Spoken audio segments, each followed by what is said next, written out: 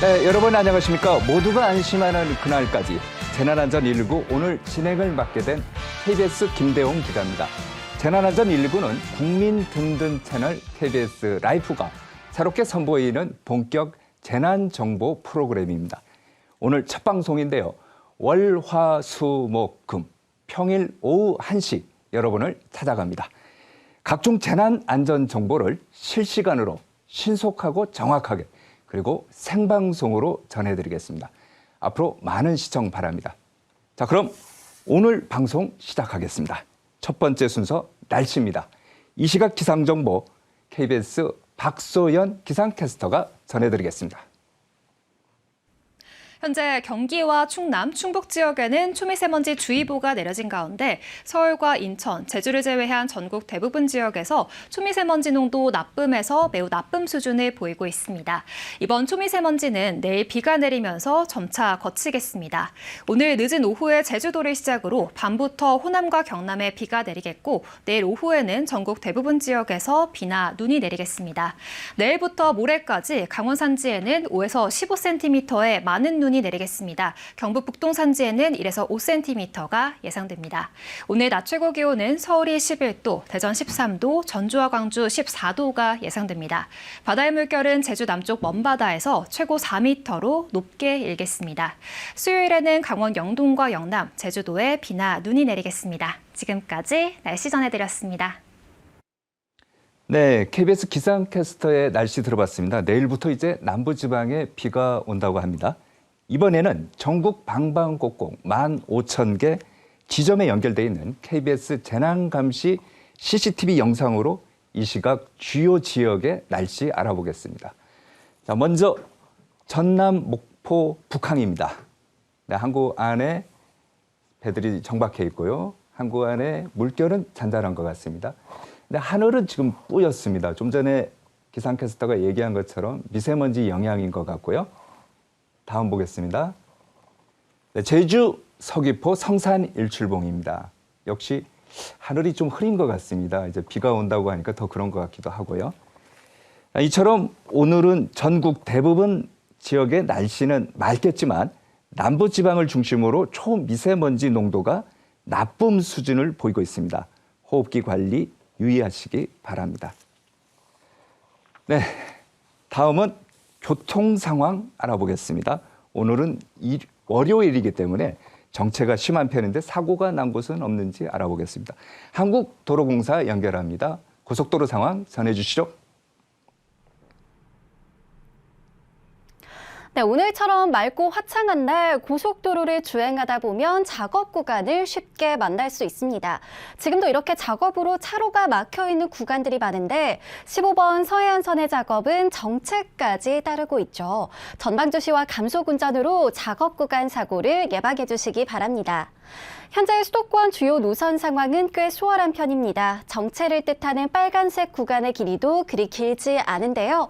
다만 눈에 띄는 점이 있다면 바로 사고 아이콘이죠. 35번 중부선 하남 방향 사고가 난 지점인 동서울 요금소 부근으로 먼저 이동해 보겠습니다. 무려 2시간 가까이 사고 처리가 계속되고 있습니다. 여전히 3, 4차로는 이용이 불가능한 상황인데요. 이 사고 때문에 3km 구간 안에서 꽉 막힌 정체가 이어지고 있습니다. 게다가 후방 정체 구간이 37번 제2중부선에서 중부선으로 합류하는 산곡분기점 일대다 보니 역시나 영향받으면서 제2중부선도 하남 쪽 정체가 짧게 살펴집니다. 한편 앞서 보신 4개의 작업 구간 중 15번 서해안선의 작업 구간은 정체까지 따르고 있었던 만큼 다시 한번 준비해봤는데요. 목포 쪽 서산 일대 지나실 때 2차로는 미리 피해주시는 게 좋겠고 반대 서울 쪽으로는 대체로 무난하들은 이어가고 있지만 고속도로 끝자락인 일찍과 금천 사이로 3km 구간 답답합니다. 100번 수도권 제1순환선 경기 서쪽 판교 방향 중동부터 송내까지 짧게 밀리는데 송내 부근은 꽤나 강한 바람까지 불고 있죠. 두 손으로 핸들 꼭 잡고 이동해 주셔야겠고요.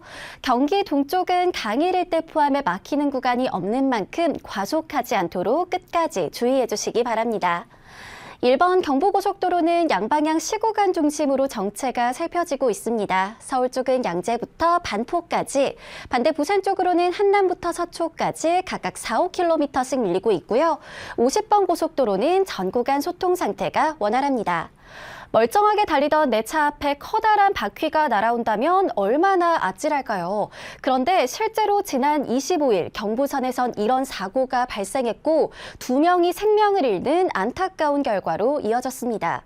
화물차의 운전자가 사전 점검을 통해 결함을 알아차렸다면 그 누구도 목숨을 잃는 일은 없었겠죠. 안전한 주행길을 위해 꼼꼼한 차량 점검 잊지 마시기 바랍니다. 지금까지 고속도로 교통방송이었습니다.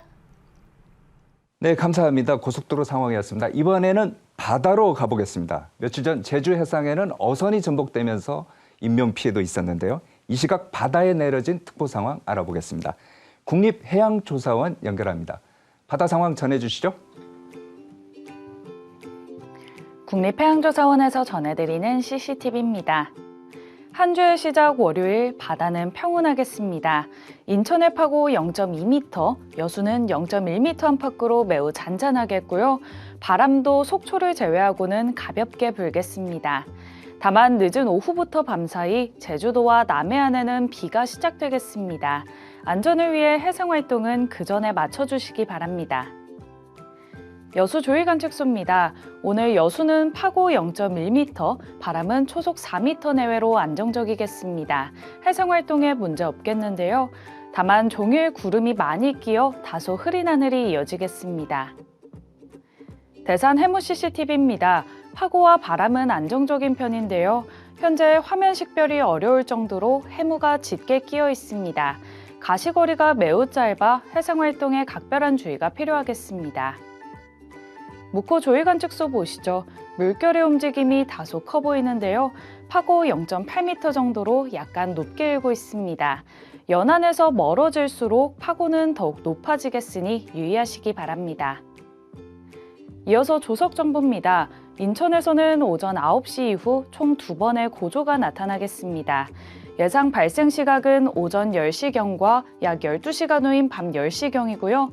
해수면의 높이는 각각 663cm와 569cm로 예상됩니다. 조류 정보는 부산항 입구에서 살펴보시죠. 오전 9시 이후 총 3번의 최강 유속이 발생하겠습니다. 그중 유속이 가장 빠른 때는 밤 10시 50분경이고요. 이때 세기는 0.6노트, 방향은 서남서 방향이 되겠습니다. 끝으로 항행 경보 정보입니다. 서해안 연평도항 부근에서는 3월 4일 18시부터 20시까지 해상 사격 훈련을 실시합니다. 항해 및 조업 선박은 훈련구역에 접근 금지하시기 바랍니다. 이상 CCTV였습니다. 네, 감사합니다. 이번에는 소방청 연결하겠습니다. 어떤 소식이 접수됐는지 알아보겠습니다. 송준영 소방사님, 현재까지 들어온 화재, 구조, 구급 어떤 것이 있나요? 네, 이번 연휴 기간 동안 사건 사고 소식 전해드리겠습니다. 3월 2일 오후 10시 반쯤 서울 광진구의 한 빌라 지하에서 불이 났습니다. 불은 1시간 만에 모두 꺼졌지만 이 불로 60대 2명이 화상을 입어 인근 병원으로 이송됐고요. 주택 내부는 모두 탔습니다. 불은 거실에서 시작된 것으로 보이나 특이점을 발견치 못해 정확한 화재 원인에 대해서 유관기관과 합동감식을 진행할 예정입니다. 3월 1일 저녁 8시 반 서울 구로구에 있는 한 아파트 17층에서 휴대용 버너에서 사용하던 부탄가스가 폭발하는 사고가 있었습니다. 거주자는 베란다에서 야외용 버너를 사용하다가 갑자기 부탄가스가 폭발했다고 말했는데요. 이 폭발로 베란다 샤시와 창문이 파손됐습니다. 다행히 인명피해는 없었지만 자칫하면 유리 조각이 외부로 튀어 큰 사고로 이어질 수도 있었던 아찔한 상황이었습니다. 3월 1일 오후 6시 반쯤 인천 서구 왕길동의 한 야산에서 불이 났습니다. 불은 왕길 배수지공원 야산 초입에서 정상 부근으로 진행됐는데요. 행인의 빠른 신고로 30분 만에 불을 모두 끌 수 있었지만 약 500평 정도가 타버렸습니다. 다가오는 봄철, 건조해지는 날씨 탓에 산불이 자주 발생하는데요. 그 중에서도 특히 쓰레기 소각, 담배꽁초와 같은 부주의가 산불 화재 원인 1순위에 오르고 있습니다. 산불 화재는 한순간에 대형 화재로 번질 수 있기 때문에 더욱 주의가 필요할 듯합니다. 지금까지 소방청에서 전해드렸습니다. 네, 감사합니다. 3월 4일, 오늘이 무슨 날인지 혹시 아십니까? 경북 울진에서 단일 시군으로는 가장 큰 산불이 난 지 꼭 2년이 되는 날입니다. 무려 213시간, 그러니까 열흘 동안 산불이 계속 이어져서 사상 최장 산불로 기록이 됐는데, 재난안전 119 오늘 첫 방송을 맞아서 저희는 울진 삼척 산불을 되돌아보고 재발 방지를 위해서는 어떻게 노력을 해야 하는지 알아보도록 하겠습니다. 자, 먼저 산림항공본부가 제작한 기획 영상부터 보시겠습니다.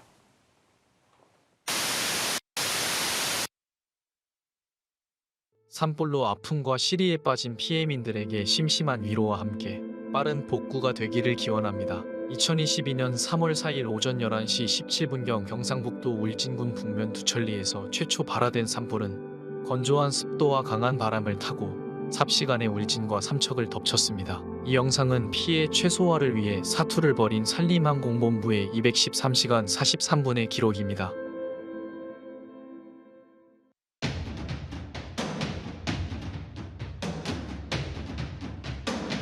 울진 삼척에서 발생한 산불을 진화하기 위해 산불 주무기관인 산림청 헬기를 비롯해 국방부, 지자체, 경찰, 소방, 국립공원에서도 헬기가 지원됐습니다. 213시간 43분 동안 투입된 헬기는 총 683대로 하루 평균 68.3대가 일출부터 일몰까지 물을 채우고 뿌리길 반복했습니다. 지금 보시는 헬기는 KA-32 대형 헬기로 일명 까모프입니다. 산림청에는 29대 운용 중이며 한 번 물을 뿌릴 수 있는 양은 1톤 트럭 세대 분량인 3,000리터입니다. 동축 반절 로터를 채택한 기종으로 꼬리 날개가 없어 강한 바람에도 견디며 산불을 진화할 수 있는 산림청 주력 헬기입니다. 이동식 저수조의 물은 레미콘 기사님과 유조차 기사님들의 자발적인 도움으로 가득 채울 수 있었습니다. 이 영상을 통해 다시 한번 감사드립니다. S64 초대형 헬기가 이동식 저수조에서 물을 담수하고 있습니다. 그리곤 힘차게 날아올라 연기 속으로 들어가서 물을 투하합니다. S64 초대형 헬기는 8,000리터를 담수할 수 있어 산불 진화에 특화된 기종입니다. 산림청에서는 현재 6대 보유 중이며 올해 한 대가 추가로 도입되어 대한민국은 세계 최대 S64 초대형 헬기 운용국이 됩니다. 급유를 위해 산림 헬기들이 계류장으로 착륙하고 있습니다. 허락된 시간은 20분 남짓, 이 시간 안에 모든 것을 끝내야 합니다.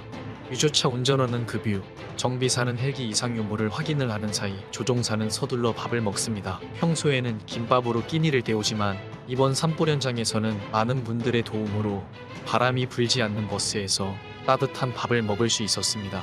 줄어들지 않는 강한 바람에 산불은 빠르게 금강송 군락지 쪽으로 확산되고 있었습니다. 산불 현장 통합지휘본부는 핵심 산림 자산인 금강송 군락지를 보호하기 위해 밤낮으로 대책회의를 이어갔습니다. 500년 된 대왕 금강송 일대에는 산림 헬기 세대가 연신 산불 지연제를 살포했습니다.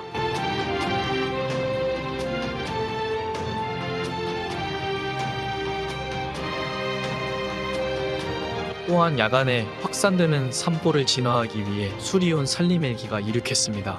야간 헬기 진화를 위해서 조종사가 MBG라는 장비를 착용해야만 가능합니다. 송전탑 등 장애물이 많은 경우 위험하기 때문에 산림청에서는 현재 제한적으로 야간 산불 진화를 실시하고 있습니다. 네, 산림항공본부가 제작한 기획 영상 보셨는데요. 참 고생이 많은 것 같습니다.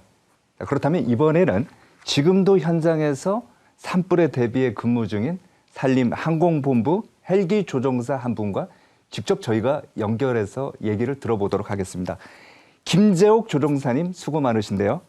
지금 출동 대기 중이고 쉬지도 못하실 것 같은데 현재 어디서 근무하고 있고 오늘은 특히 어떤 점에 주목하고 계십니까? 제가 근무하는 곳은 현재 원주에 위치한 산림항공본부라는 곳이 있는데 거기서 지금 근무 중이고 산림항공본부는 전국 12개 산림항공 관리소들의 헬기들을 통합하는 곳이라고 말할 수 있겠습니다.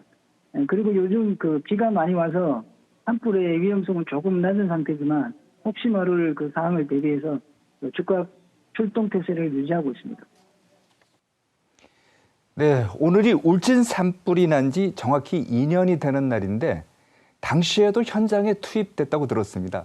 당시 상황 좀 자세하게 설명해 주시겠습니까? 예. 최초로 이제 울진 산불이 발생했다고 출동 지시를 받고 현장에 제일 먼저 도착했는데, 제가 보니까 초기에서부터 그렇게 큰 산불은 처음 봤고, 또 그 확산 속도가 또 걷잡을 없이 빨리 진행되는 상태였기 때문에 산림청의 모든 가용한 헬기들을 총출동을 시켜달라 요청을 했었고, 그리고 지금까지 겪어보지 못했던 초대형 산불이면서 또 가장 오랜 기간 또 가장 많은 헬기가 투입되었던 그런 산불이었습니다. 또 다양스러운 거는 단 한 건의 안전사고 없이 무사히 산불 진화를 한 것이 최고의 성과라고 그렇게 생각하고 있습니다. 산불을 진화할 때 보면은 위험한 적도 이제 한두 번이 아니었던 것 같은데 가장 유의해야 할 점 어떤 게 있을까요? 네, 아무래도 가장 중요한 건 안전이라고 생각합니다. 산불 지역에는 많은 위험 요소들이 있는데 그 중에서 연기로 인한 시정 장애와 또 계곡 사이의 돌풍, 그다음에 많은 헬기들이 또 같은 공간에서 움직이다 보니까 공중 충돌의 위험이 상당히 많습니다.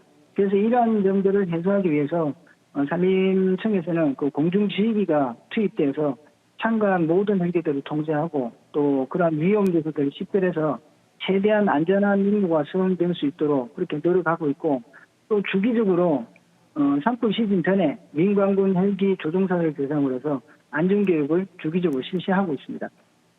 네, 그렇군요.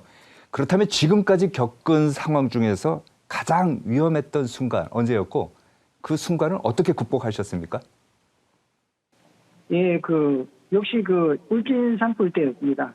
울진 산불이 원전으로 확산되고 있는 상태였기 때문에 다소 위험했지만 진화 작업을 하지 않을 수 없는 상황이기 때문에 진입을 하게 됐는데 연기로 인해서 시정장애로 가시거리가 확보되지 않고 또 그 상태에서 진입하다 보니까 고압 철탄만 간신히 보이는 상태에서 도저히 항공기가 이렇게 진입할 수 없는 그런 상태에다가 이러다가 항공기가 충돌하겠다는 그런 느낌을 좀 받았습니다. 그래서 일단은 조종사 상호 간에 CRM을 통해서 상호 임무 분담을 해서 조종관을 잡은 조종사는 앞에 경계와 조종에 위주로 하고, 조종관을 잡지 않은 조종사는 산불 진화 위치하고 물토와 이렇게 임무를 분담해서 안 보이는 상태에서도 간신히 빠져나와서 더 이상 산불 진화 작업이 위험하기 때문에 투입을 시키지 말아달라 산림청에 요청을 해서 그 다음부터는 전 항공기들이 투입되지 않고 지상에서만 작업을 실시했던 그런 경험이 좀 있습니다. 네, 알겠습니다. 끝으로 이 프로그램 보시고 계시는 시청자분들께 이것만은 꼭 주의해라 하는 게 있다면 어떤 게 있을까요? 예. 우리가 현재 누리고 있는 이 자연은 우리 것일 수도 있지만 우리 후손들에게 남겨줘야 될 소중한 유산이라고 생각합니다. 그래서 우리 산림을 우리가 잘 지켜야 한다고 생각하고 있습니다. 그래서 생활 속에서 실천 가능한 예를 들어서 담배꽁초 함부로 버리지 않기라든지 영농농산물 소각하지 않기, 그다음에 등산하실 때 인화물질 소지하지 않기 등등 이러한 사소한 것부터 실천한다면은 산불 발생을 최소화하는데 많은 도움이 되기 때문에 여러분들께 적극 실천을 해주시기를 다시 한 번 더 부탁드리겠습니다. 네, 지금까지 김재옥 조종사와 얘기 나눠봤습니다. 감사합니다.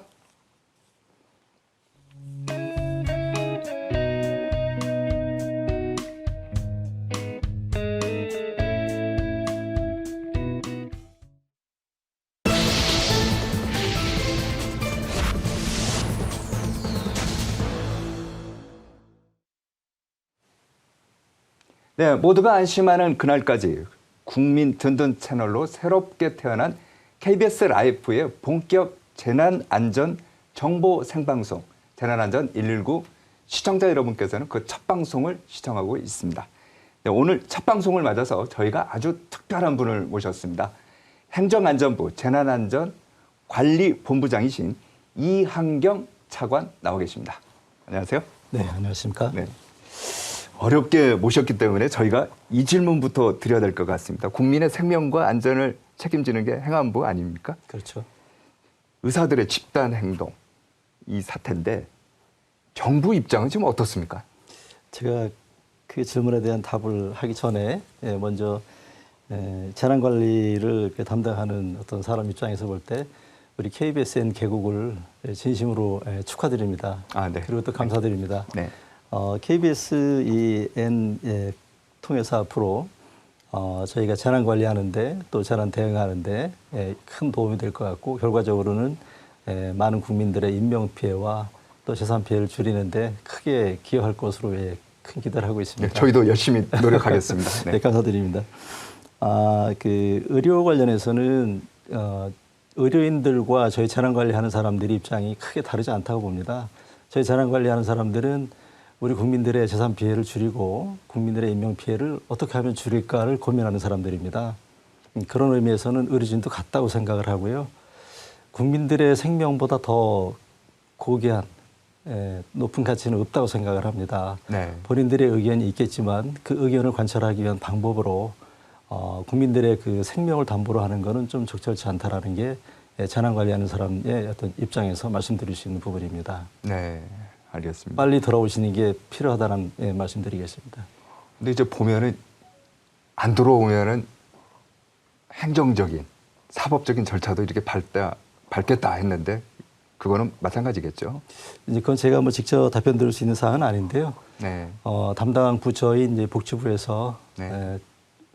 뭐 계속 같은 그 사인을 줬기 때문에 아마 그대로 집행할 거로 저는 예측을 하고 있습니다. 알겠습니다. 자, 그럼 본격적으로 저희 이제 재난과 관련해서 질문을 드려보겠습니다. 기후 위기로 지금 전 세계에서 산불이 많이 발생하지 않습니까? 네. 우리나라도 이제 좀 전에 보신 것처럼 2년 전에 울진 삼척 산불 때문에 피해가 엄청 났었는데 봄철 들어서 산불을 예방하기 위해 정부가 특별하게 주안점을 두는 게 있나요? 산불이 지금 가장 핫한 재난입니다. 금년 초에 강수량이 평년 대비해서 약 그 2배 이상 내려서 아직까지는 큰 산불이 나지 않은 상태인데 그럼에도 불구하고 2월 1일부터 5월 15일까지는 산불 특별 대책 기간입니다. 네. 그 얘기는 이 기간에 전체 산불의 약 3분의 2가 발생이 됩니다. 더 중요한 거는 그 중에서도 대형 산불, 네. 대형 산불이 주로 이 시기에 일어나고 그에 따른 피해도 가장 큽니다. 그래서 정부는 일단 정부 측의 어떤 대책과 그다음에 또 국민께서 또 같이 협조해 주셔야 될 부분 나눠서 네. 말씀을 드리겠습니다. 먼저 정부는 유관기관, 행안부, 산림청, 소방청, 경찰, 국방부까지 다 협력을 해서 그 각자 맡은 역할들에 대한 부분들을 좀 충분히 해오고 있습니다. 네. 합동으로 훈련도 하고 있고요. 특히 이번에는 그 헬기에 어떤 문제가 있기 때문에 네. 미국과 오스트리아에서 그 헬기를 임차를 해서 그 훈련도 이미 마친 상태가 있습니다. 또 하나는 대형 산불이 동시에 발생이 됐을 때 그렇죠. 그게 이제 그때 위험하지 않습니까? 인적 자원과 이 물적 자원들을 어떻게 적절히 배치해서 효과적으로 진압을 하느냐 이런 부분에 대한 것도 1월, 2월 달 저희가 충분히 훈련을 일단 마친 상태라는 말씀을 드리고요. 네. 또 하나는 이 산불이 났을 때 신고를 하는 걸 보면은 주로 119 또는 112로 신고를 합니다. 그렇죠. 그러면 산림청은 그 후에 그 연락을 받도록 되는데 이게 한 4분 정도 걸립니다. 그래서 행안부에서 긴급 신고 통합 시스템을 만들었습니다. 그래서 당초에 4분 걸리던 거를 1분 40초로 그 시간을 대폭 단축을 했습니다. 그럼 어떻게 전화를 연결을 하는 건가요? 어떻게 하는 소방청에 신고를 하게 되면 네. 소방청 상황실에서 버튼을 누르기만 하면은 바로 그 신고 내용을 산림청도 같이 듣게 되는 이런 시스템을 만들었습니다. 신속히 하네요. 훨씬 더. 굉장히 빨라진 겁니다. 네. 근데 이 단 1초 1초가 굉장히 중요한 사안이기 때문에 금년도에는 좀 큰 효과를 볼 거로 예측이 되고요. 네. 이제 국민 여러분께 조금 좀 말씀을 좀 드려야 될 부분은 산불 원인을 조사를 해보면 네. 67%가량이 이 입산자 실화 또 소각행위 등 개인의 부주의가 원인입니다. 그러니까 뭐 가서 담배를 핀다든지 뭐 음식을 해 먹는다든지 뭐 그런 얘기를 하시는 건가요? 그리고 이제 그 영농 부산물을 이제 봄철 농사 짓기 전에 네. 그 소각하는 행위들이 그렇죠. 예, 산불로 이렇게 발전하는 경우가 상당히 많은데요. 그 부분 관련해서 좀 부탁 말씀을 드리면은 일단은 저희가 소각 행위를 좀 막기 위해서 저희가 대안을 제시했습니다. 그 파쇄기를 농촌에 저희가 많이 공급을 했거든요. 파쇄기요. 예. 그 영농 부산물을 태우지 마시고 파쇄기를 통해서 처리하는 쪽으로 좀 협조해 주시면 감사하겠다는 말씀을 드리고요. 네. 또 하나는 이제 입산자 이 실화 관련해서는 저희가 산림감시원들이 이제 수시로 돌면서 관리 감독을 하고 있는데 이거로 다 안 됩니다. 결국은 저도 등산을 자주 가는데 가다 보면 뭐 싸우기도 하고 막 그러더라고요. 결국은 그 등산을 좋아하시는 분들이 앞으로도 계속 등산을 하고 싶으시면 그 산림이 그대로 존재가 돼야 되잖아요. 그렇죠. 네, 그걸 좀 고려하셔갖고 좀 주의해 주시면 감사하겠다라는 말씀을 해드리고요. 그리고 주변에 이 산불 징후가 보일 때는 좀 신고를 빨리 해 주셔야지 저희가 즉각적인 그 진압이 가능하거든요. 이 신고 좀 부탁드리고요. 제일 중요한 겁니다. 마지막 얘기는. 네.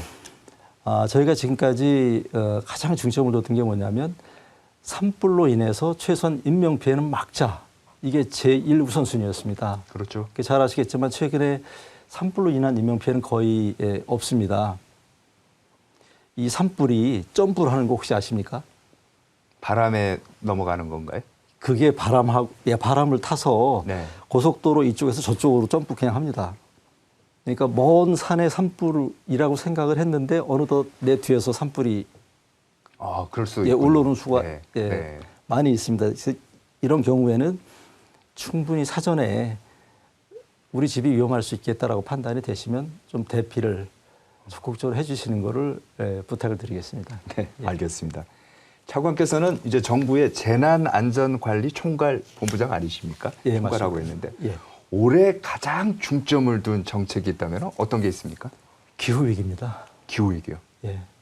뭐 우리 국민 여러분들께서도 잘 지금 체감을 하고 계시고 또 전 세계적으로도 기후 위기로 인해서 어디는 홍수가 나고 네. 또 어디는 산불이 나고 어디는 또 가뭄이 나고 온갖 어떤 그 증상들이 나타나고 있는데 이 부분을 저는 가장 큰 그 재난의 위험 요소로 지금 판단을 하고 있습니다. 네. 그래서 이 기후 위기를 제가 좀 간단하게 좀 정리를 하면 이렇습니다. 강수 일수는 줄어들었는데 강수량은 늘고 있습니다. 그 집중적으로 내린다는 얘기인가요? 그렇습니다. 근데 거기다 이제 하나 더 보태면은 이게 넓은 지역에 골고루 퍼져서 비가 내리는 게 아니고 특정 좁은 지역에 비가 내린다는 얘기입니다. 그래서 피해가 굉장히 큰 겁니다, 최근에. 네. 이게 어떤 양상으로 피해가 나타나냐면 대표적으로 들 수 있는 게 산사태. 두 번째가 지하 공간 침수. 네. 그다음에 세 번째가 하천 범람입니다. 그래서 이 세 가지에 대한 그 재난 대책을 가장 중요한 걸로 일단 생각하고 있다는 말씀드리고요.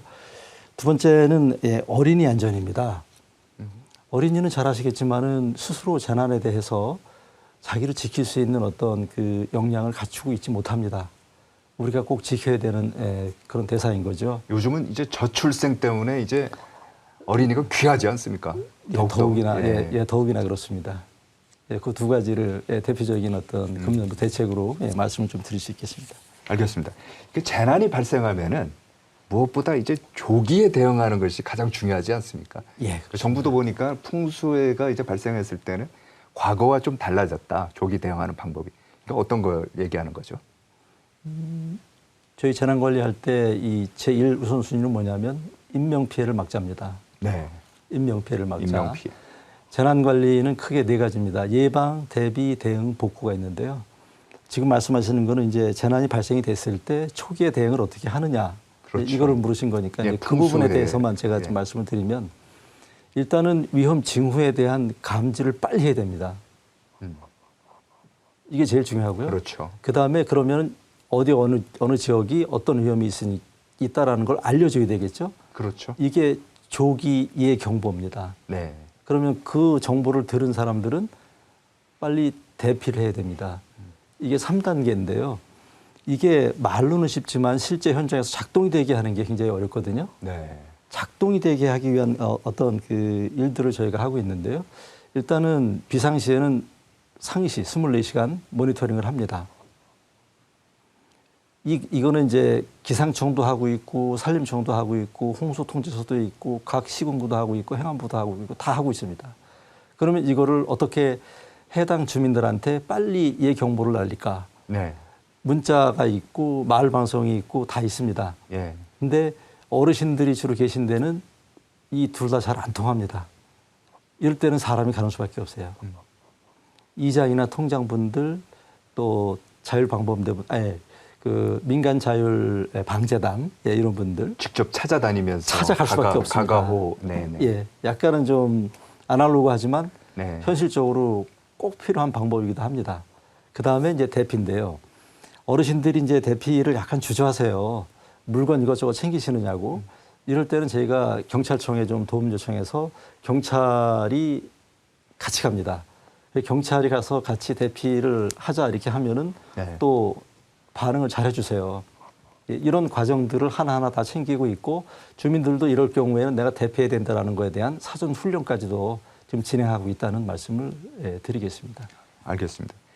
좀 전에 이제 차관께서도 말씀하신 게 지구 온난화 영향으로 특정 지역에 이제 비가 집중적으로 많이 쏟아진다. 이게 위험하다 이렇게 얘기를 했는데 지난해 14명의 이제 사망자를 낸 충북 오송 지하차도 참사죠. 이것도 이제 침수 사고 아닙니까? 맞습니다. 예. 이런 거에 대한 대비책도 좀 마련해야 될 것 같은데요. 어떤 게 있습니까? 결론부터 말씀드리면은 금년부터는 지하차도에서 사망 사고는 절대 없게 만들겠습니다. 그게 가능한 게요. 첫째는 저희가 자동 진입 차단 시설을 그 설치를 했고 또 지금 진행 중에 있습니다. 저희가 지금 계략적으로 보면은 지하차도가 전국에 937개소가 있습니다. 930 거의 1000개 정도 있군요. 네, 근데 그 중에서도 이제 이렇게 U자형으로 이렇게 해서 침수가 이제 우려되는 지하차도는 한 372개 정도가 되고요. 그걸 다 파악하셨군요. 예. 네. 근데 그 중에 저희가 지금 223개소는 설치를 완료를 했고 나머지도 지금 진행 중에 있다는 말씀을 드리는데요. 네. 저는 이거 갖고 다 안 된다고 생각합니다. 어떻게 그러면 더 보강을 하시겠다? 이거 갖고는 다 안 되고요. 통제 기준을 이제 저희가 또 만듭니다. 통제 기준 한 예를 들면 발목 높이가 15cm입니다. 네. 이 정도 되면 무조건 통제한다 하는 통제 기준을 지금 만들고 있고요. 가장 중요한 건 전 또 아날로그 방식인데요. 현장에 비상시에는 4인 1조로 4명이 나가서 상시 모니터링을 합니다. 지키고 있습니다. 그중에 한 명은 경찰입니다. 네. 현장에서 다른 각도에 있는 4사람이 판단을 해서 이건 통제해야 되겠다라고 판단이 될 때 경찰이 통제를 해주는 이런 시스템이거든요. 이렇게 되면은 저는 절대 사망 사고는 일어날 수 없다 이렇게 판단하고 있습니다. 근데 이제 연결하는 것, 그 당시 이제 오송 참사 같은 경우도 보면은 컨트롤 타워가 좀 약하지 않았나 이런 비판도 있었거든요. 경찰이 있죠, 지방자치 있죠, 국가 있죠. 이거를 어떻게 컨트롤할 수 있는 시스템은 없습니까? 그거를 이제 저희가 좀 바꾼 게 하나 있는데요. 네. 대부분이 이제 너무 이제 속내용을 말씀드리는 것 같은데 소방청으로 신고가 들어옵니다. 소방청에서 해당 시도나 시군에 그 연락을 줍니다. 그러면 시도나 시군에서 담당 부서를 찾게 되죠. 그 담당 부서한테 연락을 하게 되고, 근데 이게 시간대가 밤 시간대면 굉장히 어렵겠죠. 그렇죠. 대응하는데 상당히 어려움이 있죠. 이런 문제가 있기 때문에 이런 문제를 풀기 위해서 저희는 부단체장 중심으로 모든 총괄 관리하도록 지금 부단체장. 예. 네. 예를 들면은 청주시 같은 경우는 청주부시장, 뭐 충청북도 같은 경우는 충청북도 부지사 거기에 직접 전화로 통화하도록 했어요. 부단체장이 전화 받은 즉시 해당 부서를 지정을 하면 네. 이거 우리 거 아니다, 이거 우리 거다라는 어떤 그런 논란이 있을 수가 없죠. 그렇죠. 지시를 해서 당장 조치해라 이렇게 되는 거니까. 네, 이런 식으로 진행이 되는 것도 있고요. 아까 말씀드린 대로 일단은 비상시라고 판단이 될 때는 무조건 사람 4명이 나가 있는 겁니다. 일단 현장을 가야죠. 가야죠. 네. 오송 같은 경우도 지금 보면은 옆에 있던 니오천의 그 제방이 무너지면서 네. 거기에서 예측하지 못한 대량의 물이 유입된 거 아닙니까? 유입된 거죠. 네. 그 판단은 CCTV 갖고 안 됩니다, 절대. 자동 차단기 갖고도 안 되고. 사람이 다 다른 각도에서 그걸 지켜보고 있어야지 판단이 되는 사안이고 그렇죠. 판단하고서 조치하는 데까지 걸리는 시간이 단 몇 초밖에 안 돼요. 1시간 후에 차단하고 이건 안 되거든요. 그래서 아까 말씀드린 대로 가장 효과적인 방법은 4인 1조로 나가서 현장에서 24시간 모니터링하는 이 방법이 가장 유효할 거다 이렇게 말씀드리는 겁니다. 알겠습니다. 좀 전에 이제 말씀하신 것도 보면 이제 그 노약자라든지 또 몸이 불편하신 분들 또는 경제적으로 좀 어려운 분들 이런 분들한테는 재난을 전파하는 것, 재난 상황을 전파하는 게 굉장히 어려운 것 같아요. 특히 반지하라고 하죠. 침수 위험이 굉장히 높은데 이 반지하 대책은 어떻게 되고 있습니까? 지금 계속 지하 공간 얘기가 나오고 있는데요. 뭐 지하차도, 지하 주차장, 반지하 주택, 뭐 지하 상가, 또 지하철 다 이제 반지하 그 지하 공간에 대한 문제인데요. 이 부분 관련해서는 일단 저희가 22년도부터 시작을 해서 작년까지 거의 모든 그 반지하 주택에 물막이판 설치했습니다. 물막이판을 설치했다. 네. 그 다음에 이제 그 하수구를 통해서 역류해 오는 걸 막기 위해서 네. 역류 방지 장치까지도 설치를 했고요. 네. 근데 저는 이걸로 다 완벽히 방어된다고 생각 안 합니다. 이거는 잠시 시간을 늦출 수 있을 뿐이지 이걸로 완전히 침수 피해를 막을 수는 없다라는 게 판단입니다. 그래서 저희는 이제 2주 지원책을 지금 계속 진행하고 있습니다. 이제 국토부가 중심이 돼서 지하에 사시는 분들이 지상에 있는 주택으로 이사를 가실 때 그 지원해주는 정책을 펴고 있는데 이것도 이제 시간이 좀 오래 걸립니다. 그렇죠. 그래서 가장 중요한 거는 뭐냐면 사전에 위험 징후를 인지하고 대피시키는 겁니다. 근데 이분들은 자력 대피가 어려우신 분들이 많죠. 그렇죠. 그래서 어떻게 하고 있냐면요. 크게 두 가지가 있는데요. 하나는 소방에 119 그 안심콜 서비스라는 게 있습니다. 안심콜 서비스요. 네. 그래서 이분들이 소방에 다 정보가 입력이 돼 있습니다. 어느 누군가 이제 그분이 전화를 했다 119에 그러면 이분은 그분이구나. 그 상황의 어떤 상황 입장을 다 알고 소방대원들이 출동을 하는 겁니다. 그래서 굉장히 신속하게 대피시킬 수 있는 어떤 이런 시스템이 하나 있고요. 또 하나는 그 동네에 있는 그 지역자율방재단, 그다음에 이 통장들, 그다음에 공무원들 네. 이런 분들과 이 취약계층 분들과 1대1 매칭을 해놨습니다. 수시로 전화해서 지금 상황이 괜찮습니까? 위험하지 않습니까? 라는 걸 하고 네. 위태롭다고 판단될 때는 바로 가서 그 대피를 지원해주는 이런 현장을 시스템이 일단 가야 되겠군요. 그렇죠. 가고 파악하고.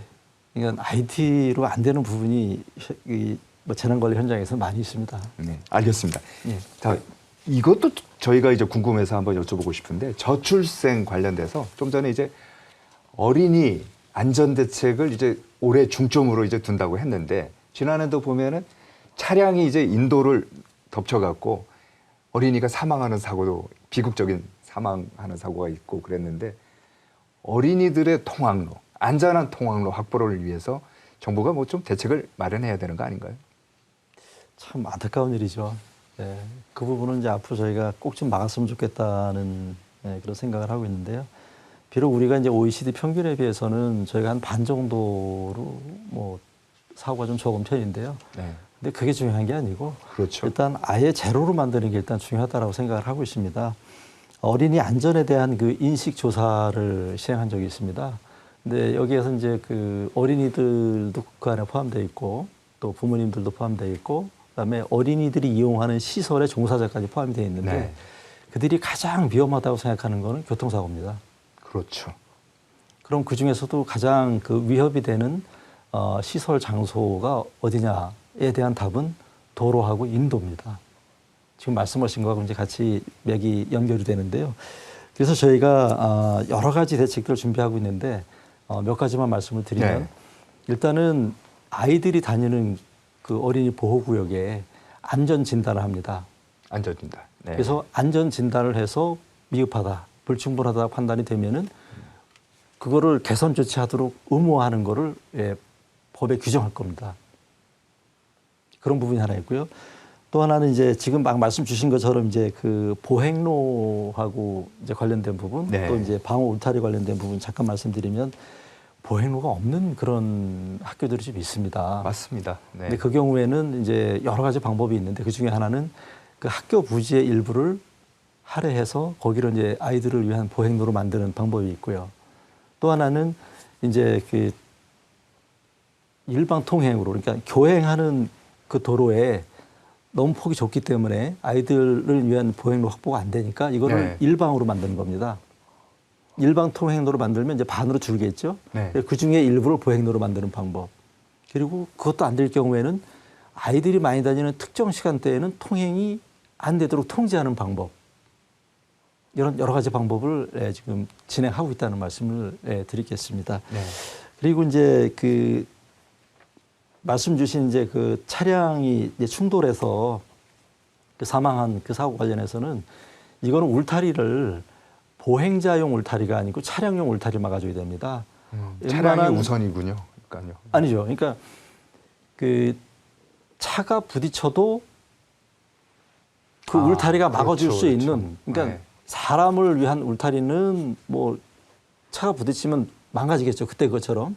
근데 차량용 울타리, 우리 고속도로나 이런 데 있는 그런 울타리 있죠. 그런 식의 울타리를 설치하는 겁니다. 근데 이게 이제 예를 들면 곡선부라든지 주행 속도가 높은 곳에 저희가 설치를 하는데 작년도에 저희가 736개소를 설치를 했고 네. 금년도에도 500개소를 설치하고 매년 계속 더 그 설치를 많이 해나갈 생각입니다. 그래서 차가 부딪히더라도 거기는 그 안에 있는 아이들한테는 그 피해가 가지 않도록 그렇게 지금 하고 있다는 말씀을 드립니다. 알겠습니다. 이번에 지진 얘기 좀 해봐야 될 것 같습니다. 자연재난이라고도 할 수 있는데 1월 1일이었죠. 올해 1월 1일 날 일본 이제 노토반도에서 지진이 나갔고 200명 정도가 사망한 거 외신을 통해서 이렇게 들어오는데 우리나라 역시 지진이 안전지대가 아니다. 전문가들이 이런 얘기를 많이 합니다. 지진이 발생했을 때 피해를 줄이기 위해서 어떤 노력을 해야 될까요? 우리나라가 지진 안전지대가 아니다라고 이제 전문가분들이 말씀하시는데요. 전 세계 어느 곳도 지진으로부터 안전한 곳은 없는 걸로 알고 있습니다. 네. 네, 정도의 차이가 있는데 저희 같은 경우는 이제 바로 이웃 나라인 일본이 네. 저희보다 몇만 배의 이제 그 위험도를 갖고 있는 나라이고 이제 그쪽에서 이제 그 큰 지진이 발생이 되면 뭐 지진 해일이라든지 그렇죠. 또 아니면은 이제 그 충격이 이제 우리나라의 어떤 지진으로 이제 발생이 되는 그런 문제가 있는데요. 이제 그 문제에 대한 준비도 저희가 크게 두 가지 측면에서 대비를 하고 있습니다. 하나는 이제 국민 입장에서는 지진 발생 시에 내가 어떻게 그 대처를 해야 되는지에 대한 국민 행동 요령을 저희들이 꾸준히 이렇게 그 안내를 해드리고 있고요. 또 훈련이라든지 교육 또는 안전 체험 시설을 통해서 계속 알려드리고 있다는 말씀을 드리고요.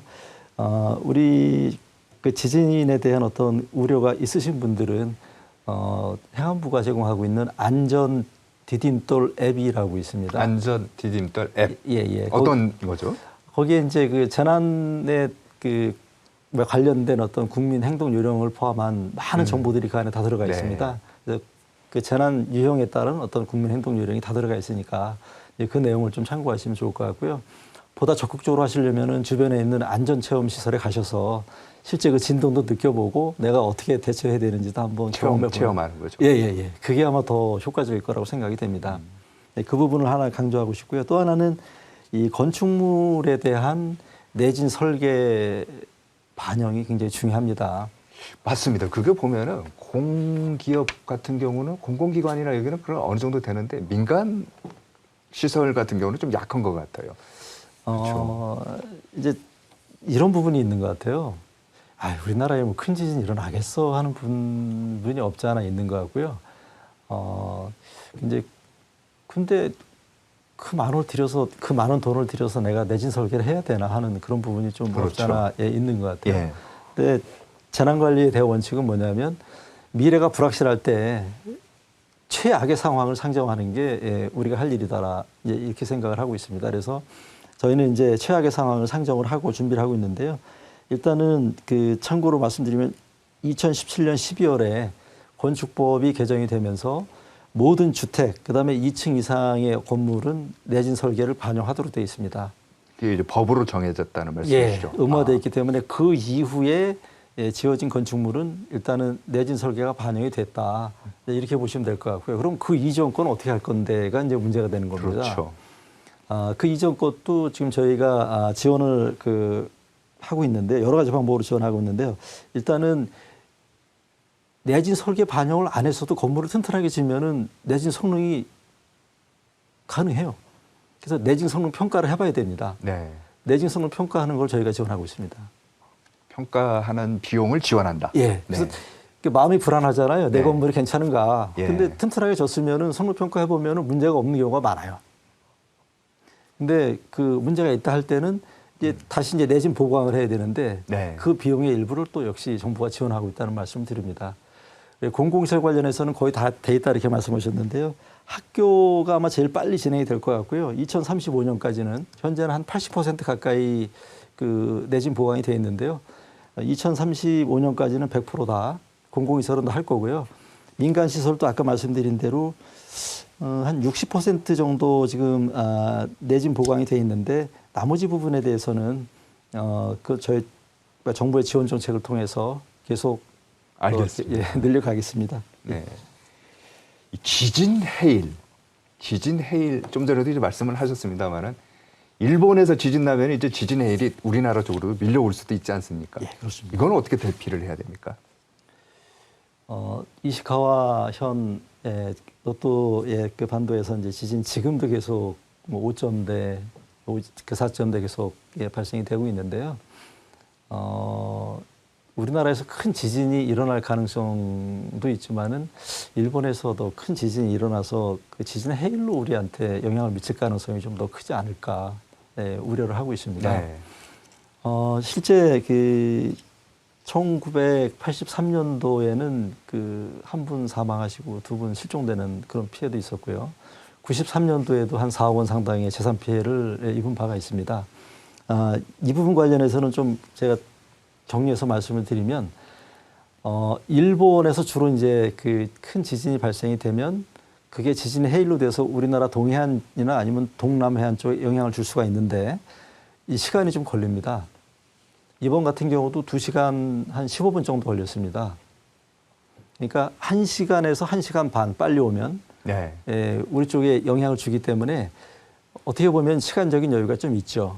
그래서 지진 해일 대피소로 일단은 그 시간 안에 좀 대피를 해주시면은 인명 피해 관련해서는 큰 문제가 없으시다. 알겠습니다. 다만 이 재산 피해를 우려해서 그 대피를 늦게 하시는 것은 상당히 위험하다라는 말씀 좀 드리겠습니다. 알겠습니다.